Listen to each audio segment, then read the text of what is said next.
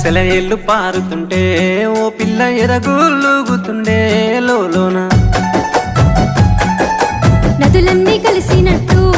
పిల్లగా నవ్వెంత బాగున్నది నీలోన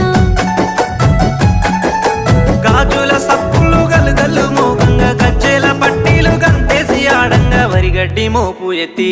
ఓ పిల్ల వయ్యారి నడుము పవే ఈ వేళ సిగ్గు